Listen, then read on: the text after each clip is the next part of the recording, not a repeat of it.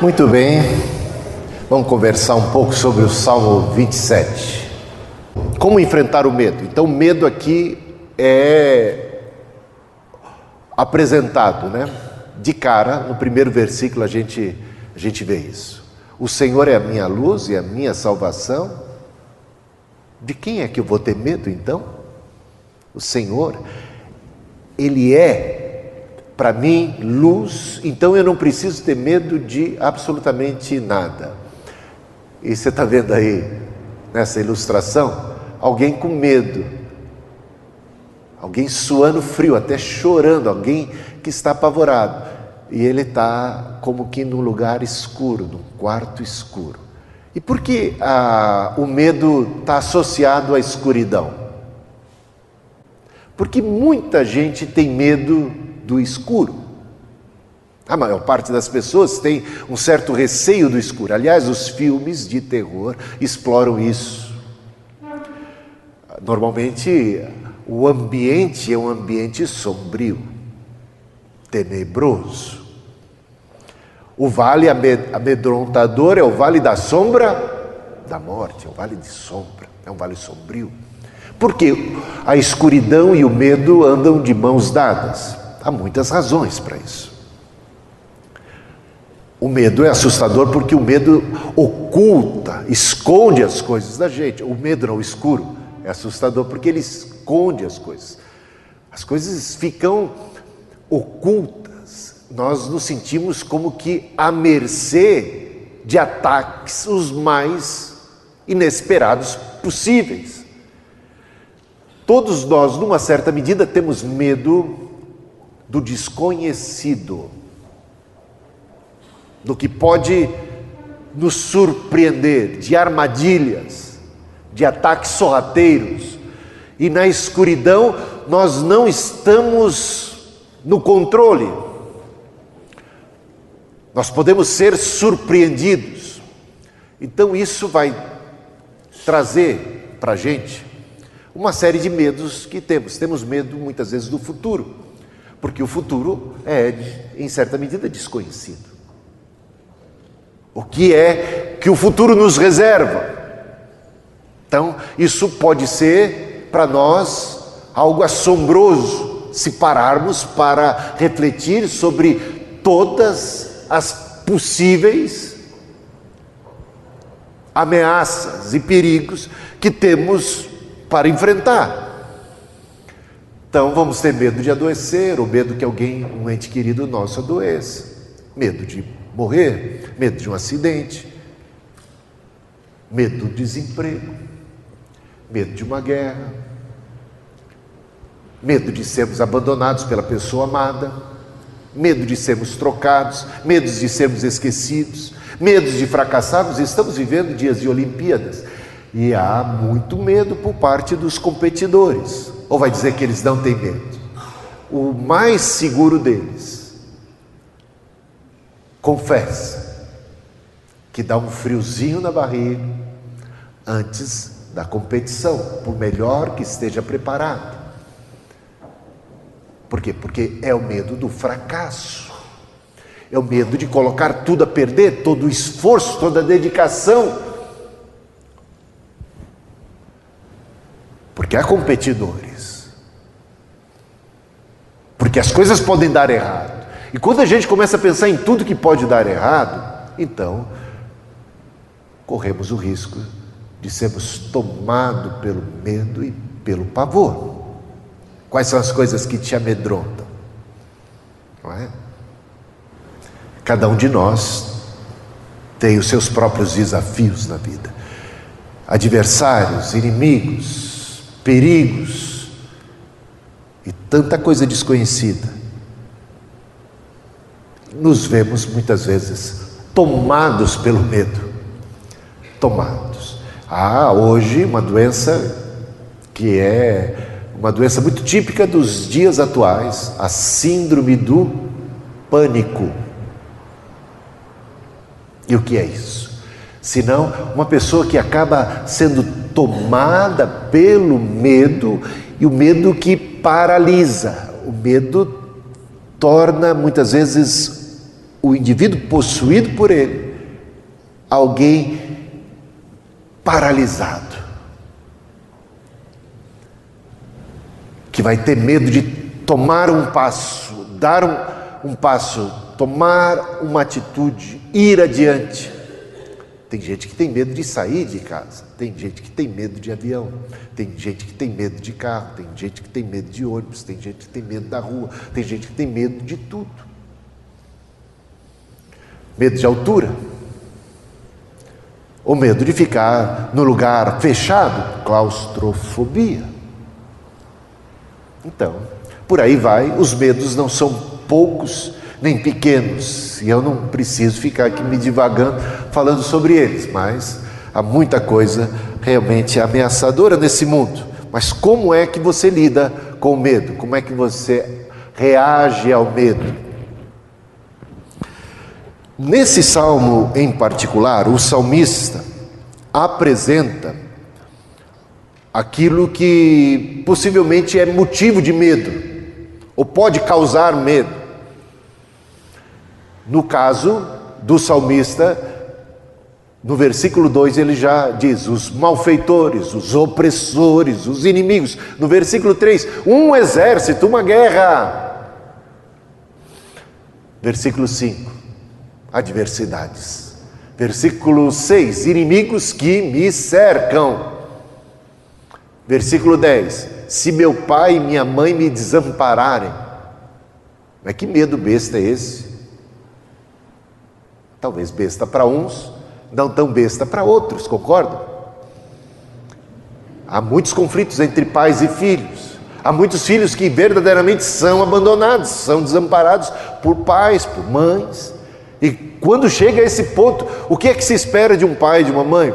Se não afeto, carinho, proteção. De repente, as pessoas que deveriam guardar, proteger, amar, da onde a gente menos esperava abandono e traição, pai e mãe, se chega a este ponto, isso fica caótico, né? Medo também dos que me espreitam, dos que me cercam, dos que me espreitam. E o versículo 12, adversários, falsas testemunhas, crueldade. Então parece que alguém está sendo acusado falsamente. Parece que alguém tem muitos adversários, adversários que estão à espreita. Esse é o quadro do salmista. Cercado, o salmista Davi, muitas vezes cercado por um exército inimigo que queria nada mais, nada menos do que capturá-lo para matá-lo. Ele se viu realmente, literalmente cercado por inimigos poderosos, verdadeiros exércitos, digo assim, literalmente. É isso aí, muito ameaçador a situação do salmista. Então, como é que você tem reagido ao medo, ao pavor? Vamos ver como é que o salmista reagiu diante de todas essas ameaças, daquela situação tão adversa. A primeira atitude que a gente vê, e encontramos os versículos de 1 a 6, é uma atitude de louvor. Ele enfrenta o medo, ele enfrenta o pavor com louvor. Diante do pavor, ele olha para Deus. O louvor começa com uma atitude de elevar os olhos para o Senhor, de contemplar o Altíssimo. Contei já para vocês que quando tinha muito pavor, muito medo, estava muito assombrado, de repente aquele cântico, Deus tem o mundo em suas mãos. E ao contemplar um Deus tão tremendo que tem o mundo em suas mãos, um louvor à glória, à majestade de Deus. E de repente o medo se esvai diante da glória de Deus, diante da magnitude de Deus, que é tão tremendo. E de repente não apenas tão poderoso, mas bondoso. Bondoso para comigo. Então contemplar essas facetas de Deus, o seu caráter, traz para nós um alívio. E assim é que procede o salmista. Então ele louva a Deus por quem Deus, o Senhor, é. E ele diz: o Senhor é a minha luz e a minha salvação, versículo 1. O meu forte refúgio, Ele é o meu forte refúgio. E no versículo 4, Ele é bom, eu posso contemplar, e o que Ele contempla é a bondade de Deus. Isso não é maravilhoso?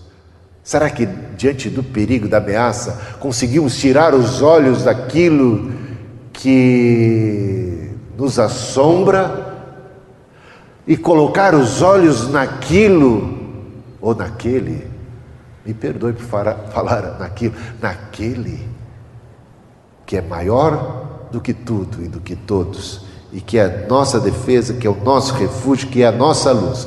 Se a escuridão é algo que está normalmente relacionada ao medo pelas razões que eu já expus, principalmente por ocultar as coisas, pelo desconhecido, Deus é luz que espanta essas trevas e que traz clareza. E diante daquilo que nos assombra, do desconhecido, de tantos perigos, nós podemos ter os nossos olhos iluminados. Conhecereis a verdade vos libertará. Uma libertação do pavor, da cadeia, das garras frias do medo, pela verdade de que Deus é maior do que aquilo que nos assombra, nos amedronta. Ele é luz, Ele é castelo forte, refúgio. Amém. E no versículo 2, repare, ele fala como quem tem conhecimento de causa, como quem sabe, por experiência própria, que Deus liberta, que Deus é socorro bem presente na hora da angústia. E ele declara: quando malfeitores me sobrevêm para me destruir, meus opressores e inimigos, eles é que tropeçam e caem. E fala isso com conhecimento de causa. Ele tem isso na sua experiência de vida. Ele pode olhar para trás e pode trazer agora à memória uma experiência do passado que também, na oportunidade, foi ameaçadora, foi terrível, mas ele experimentou livramento, escape, e hoje é motivo de quê? De alegria, de louvor. Quero trazer à memória o que me pode dar esperança, e ele traz. Isso é maravilhoso. A experiência do passado, de um passado de libertação, da ação de Deus na sua história, na sua vida, dá para ele uma confiança, uma força muito grande, e é motivo de louvor a esse Deus que defende a nossa causa. Então ele louva a Deus pelo que Deus é, louva a Deus pelo que Deus faz, pelo que já fez, e ele agora já vislumbra o futuro. E esse olhar para o futuro já não é um olhar mais de medo, é um olhar de muita confiança. O que o Senhor fará, baseado naquilo que o Senhor é, baseado naquilo que o Senhor já fez e já provou na minha própria experiência. Provai e vede que o Senhor é bom. Ele pode declarar, versículos 5 e 6. No 5 diz assim: ele me ocultará no seu pavilhão, no recôndito do seu tabernáculo, me acolherá, elevar-me-á sobre uma rocha. Não vi nenhum amém. Essa é a certeza que eu tenho. Eu estou diante de inimigos que me cercam, que me rodeiam por todos os lados. Eu estou como que num campo de batalha cercado por um exército. Estão falando mal de mim, estão conspirando contra a minha vida. Os meus inimigos são muito mais fortes do que eu. Mas eu louvo a Deus, o Senhor é minha luz, é minha salvação, e Ele me ocultará no pavilhão, no recôndito do seu tabernáculo me acolherá, elevar-me-á sobre uma rocha. E versículo 6, agora será exaltada a minha cabeça acima dos inimigos que me cercam. Preparas-me uma mesa para mim, né? Na presença dos meus adversários, unge-me a cabeça com óleo, o meu cálice transborda. transborda de bênção, transborda de graça e de proteção. O Senhor fará. Você pode ter essa confiança do salmista? Se você pode, você está já num clima de louvor, você já está num clima de adoração àquele que é maior. Em todas estas coisas somos mais do que vencedores. Se Deus é por nós, quem será contra nós? O Senhor fará. Então, resumindo essa primeira parte, temos o seguinte: traga à memória experiências em que Deus te livrou do mal. Aí é com você, aí é na sua história. Momentos em que você teve muito medo, estava à mercê de perigos, de ameaças tremendas, mas de repente o mal passou. E o que você viu foi a mão do Senhor forte na sua vida. O Senhor te livrou. Confie no Senhor, transforme o seu medo em louvor e louve a Deus por sua grandeza, por sua bondade, pelo seu cuidado, por seu caráter. Agora, enfrentamos o medo não apenas com essa atitude de louvor, de olhar para Deus, de exaltá-lo, de enxergar o Senhor, a sua boa mão na nossa história e de termos aquela confiança de que Ele não apenas agiu no passado, Ele age no presente e Ele fará, mas louvamos a Deus também, enfrentamos o medo também com oração. Então, certo de tudo que Deus é, de quem Ele é, do que Ele já fez, eu agora me aproximo com confiança. Não temos, como diz lá o autor de Hebreus, no capítulo 4, a partir do versículo 26, um sumo sacerdote que não possa compadecer-se de nós. Antes temos um, Jesus Cristo, que em tudo foi provado, tentado, mas sem pecado, que venceu todas as coisas, que nos compreende. Portanto, aproximemo-nos com grande confiança ao trono da graça, a fim de alcançarmos socorro, ajuda, misericórdia e graça. Graça, socorro, misericórdia. Isso é que Ele faz. Essa consciência de quem Deus é faz com que ele se aproxime de Deus e possa colocar, lançar aos pés do Senhor toda ansiedade, todo medo, tudo que é adversidade e desafio, com confiança. É como um filho que pede. É como minha netinha Helena, certa vez, estava caindo e gritou para o seu vovô, este que vos fala. Gritou assim: me ajude, me ajude. Foi bem objetivo. E o que faz um vovô nessas horas? Corre para acudir. E por que ela gritou assim? Porque tinha confiança de que eu atenderia o seu chamado. Não fez ela um discurso, não precisou. Simplesmente colocou a sua necessidade, com toda a simplicidade, da maneira mais direta e clara possível. Veja o que diz o salmista, a partir do versículo 4. Por quê? Porque se os versículos 4, 5 e 6 estão num contexto ainda de muito louvor e de adoração, já começa...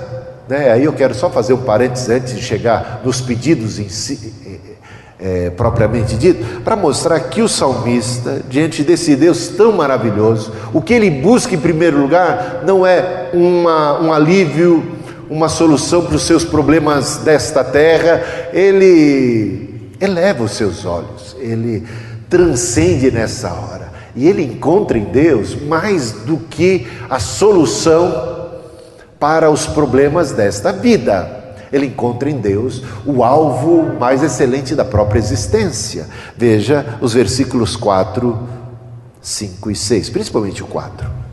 Diz assim: uma coisa peço ao Senhor. Então ele começa aí o seu pedido, ou a sua oração, que está num contexto também de muito louvor, de muita adoração, como a gente pode verificar, e você tem isso como lição de casa. Mas veja, uma coisa peço ao Senhor. Vai começar a lista de pedidos, mais propriamente falando, a partir do versículo 7, mas aqui ele começa a pedir uma coisa. Ele não coloca, eu peço a primeira coisa. Não, ele coloca, eu peço uma coisa. Uma coisa. Isso está colocado de maneira prioritária e talvez como a essencial, a básica, a elementar. O que nós mais carecemos desde que pecamos e fomos expulsos do paraíso, fomos expulsos da presença de Deus. O que nós mais temos por necessidade. E certamente, se tivermos resolvida esta parada, será solucionado o problema de toda ameaça, de toda encrenca da vida. É a presença de Deus. Uma coisa peço ao Senhor e a buscarei, que eu possa morar na casa do Senhor todos os dias da minha vida, para contemplar a beleza do Senhor e meditar no seu templo. Veja a palavra templo, casa, e no versículo 5, mais uma vez aparecendo, no recôndito do seu tabernáculo. No versículo 6, no seu tabernáculo. No versículo 8, ao meu coração me ocorre, buscai a minha presença. Buscarei, pois, Senhor, a tua presença. A ideia do tabernáculo, do templo, da casa, é a ideia da presença de Deus. É a presença. Uma coisa eu busco, eu não sei o que você busca, o que você veio buscar nessa noite, mas o que mais você precisa, eu e você, é da presença de Deus. Eis aí a solução.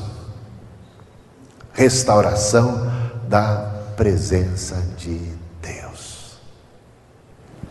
Quando temos restaurada a nossa comunhão com Deus, temos paz. Quando temos essa proximidade, esse relacionamento reconstituído, a amizade, a reconciliação, através de Cristo, do Evangelho, então temos tudo mais do que precisamos, porque com isso temos a direção, temos a proteção, temos a bênção do Senhor, não temos o que temer. Por isso é que ele busca isso em primeiro lugar. Qual é o maior anseio da sua vida? Você já tem isso resolvido? Porque às vezes a gente só quer de Deus as outras coisas todas, e se esquece que essa é que é a básica, e com esta temos todas as demais. Abençoados com Cristo, reconciliados com Cristo, somos abençoados com toda sorte de bênçãos e graças espirituais. A partir do versículo 7, ele começa então a pedir a respeito daquilo que ele está enfrentando. Ele diz: ouve, Senhor, compadece-te, responde-me, não me escondas, não rejeites, não me recuses, nem me desampares. Versículo 11, ensina-me, guia-me. Versículo 12, não me deixes. Eis aí a oração do salmista, de maneira bem objetiva. É o que ele pede, é o que ele busca. Algumas coisas que a gente pode considerar a respeito de oração. A sua oração é uma oração enérgica, a sua oração é uma oração confiante. A sua oração é o tipo da oração que você faz bocejando, de maneira desligada, de maneira qualquer. Ou quando você ora, você tem consciência de estar diante do ser mais poderoso do universo e que suas petições, agora colocadas diante dele, são coisas sérias. Você leva a sério a sua vida de oração? Ou faz da oração alguma coisa qualquer, trivial, ou só ora para inglês ver, só ora diante dos outros, mas não ora em particular? Agora, veja versículos 10 e 13, uma outra faceta desse salmo: enfrentando o medo com fé e confiança em Deus. Já falamos de que confiança e fé em Deus também estão no fato da experiência passada, como vimos no versículo 2. Temos experiência que fortalece a nossa fé e a nossa confiança em Deus diante desses novos desafios. Mas versículos 10 e 13 nos ajudam da seguinte forma. Veja o versículo 10. Porque se meu pai e minha mãe me desampararem, o Senhor me acolherá. A confiança que eu tenho é que Deus, o amor de Deus por mim, o relacionamento que eu tenho com Deus é de um tipo tal, superior ao relacionamento que eu tenho com a minha mãe e com meu pai.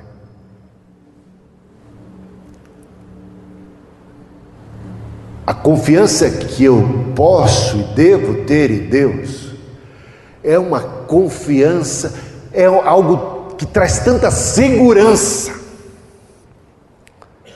Deus não vai falhar. Deus é fiel. Ele ama com paixão.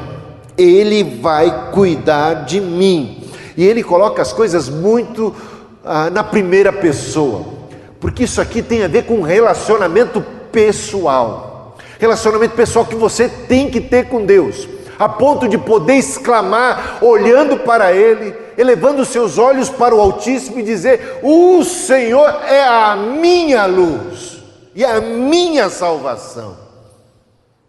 Ainda que meu pai e minha mãe me desamparem, o Senhor não vai me desamparar.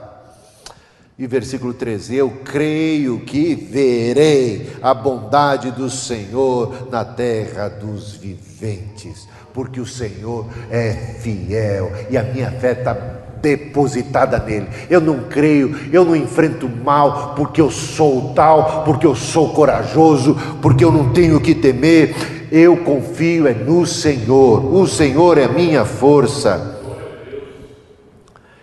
Veja Isaías 49:15. Será que uma mãe pode esquecer do seu bebê que ainda mama e não ter compaixão do filho que gerou? Será possível isso? Infelizmente temos visto tantas notícias mostrando que é possível a uma mãe chegar ao disparate de se esquecer de abandonar seus filhos. Embora ela possa se esquecer, diz Deus, eu não me esquecerei de você. Agora é a palavra de Deus para você. Você confia na palavra de Deus? Você confia no seu amor? Você confia que Ele pode, que Ele está dizendo, Ele está dirigindo essas palavras agora para você? Embora ela possa se esquecer, eu não me esquecerei de você. E se você tiver tempo em casa, e certamente você tem, leia os versículos 16, para mostrar como Deus marcou você, como o seu nome está registrado, como Ele vela por você. O problema não é que Deus não está agindo, o problema é que nós muitas vezes não confiamos no seu amor, no seu cuidado. Por isso nos desesperamos desnecessariamente. Então temos esses versículos que concluem esse tema da oração. Filipenses 4, versículo 6. Não andem ansiosos por coisa alguma, mas em tudo, pela oração e súplicas e com ação de graças, apresentem seus pedidos a Deus. Como faz o salmista aqui. Tiago 1,6. Mas ao apresentar os seus pedidos a Deus, peça, porém, com fé, sem duvidar, pois aquele que duvida é semelhante à onda do mar, levada e agitada pelo vento. Enfrentando o medo com paciência, e aí nos encaminhamos para a conclusão desse sermão. Versículo 14, diz assim: espera pelo Senhor, tem bom ânimo, e fortifique-se o teu coração. Espera, pois, pelo Senhor. Quantos salmos! Porque está batido a minha alma. Espera em Deus. Por que ficar tão alarmada, ó alma, diante das ameaças? Se Deus é maior, se o Senhor é a minha luz e a minha salvação, por que eu tenho que ter medo? Se eu estou com Ele, reconciliado com Ele, a quem eu vou temer? Espera pelo Senhor. Tenha o quê? Diante da guerra, da luta, dos desafios, tenha bom ânimo. No mundo tereis aflições, ouviu essa palavra de quem? De Jesus. Mas tende bom ânimo, eu venci o mundo, espera em mim. Espera em mim. Diante de tantas ameaças, você não tem que correr para lá e para cá. Diante de tudo isso, o que você tem que fazer? Você tem que olhar para o Senhor, o autor e consumador da sua fé, para esse Altíssimo que é tremendo. Você tem que contemplar, você tem que adorar a Deus. Você canta só aqui na igreja? Eu nem vou fazer essa pergunta para não escandalizar. Tem gente que só louva a Deus na igreja, no culto. Passa a semana inteira sem cantar um único cântico, em particular, sozinho.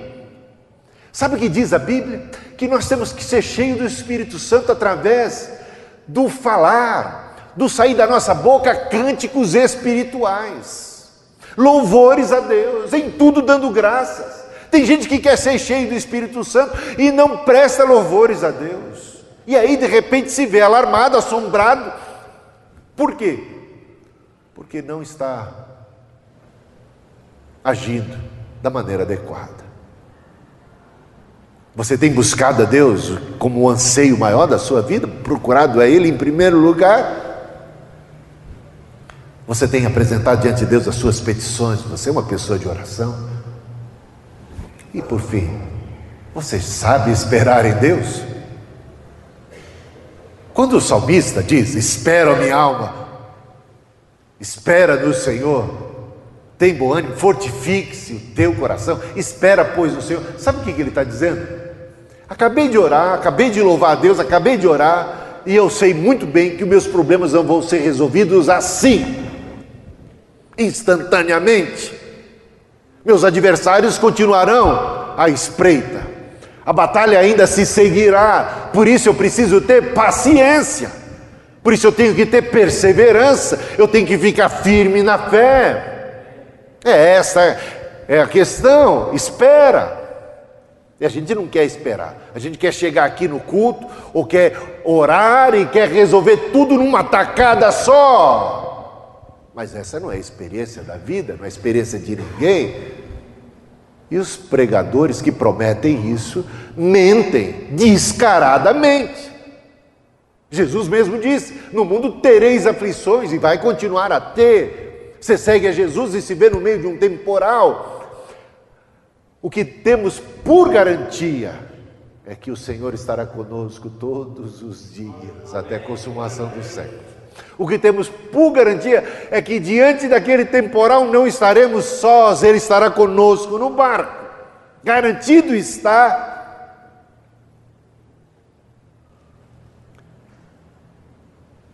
Que em todas essas adversidades somos mais do que vencedores. Isso sim. Mas a luta continua.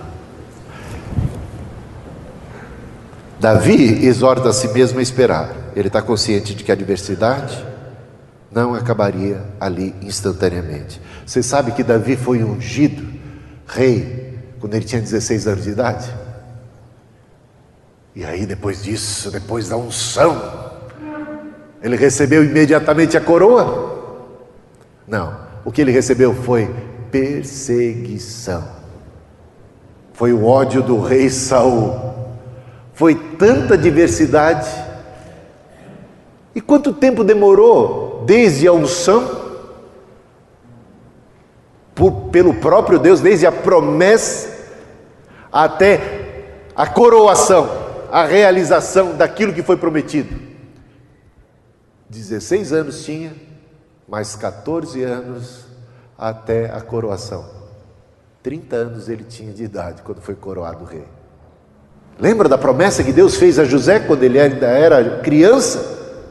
Ele caiu na besteira de contar para os irmãos que invejosos conspiraram para matá-lo, depois venderam a ele como escravo, e desde a promessa até o cumprimento se passaram pelo menos 13 anos. E esses não foram anos fáceis. Foram anos em que ele esteve no fundo do poço. Foram anos em que ele esteve na prisão. E aí? Está entendendo o salmo agora? Espera no Senhor. E quem fala, fala com conhecimento de causa. Espera, pois, no Senhor.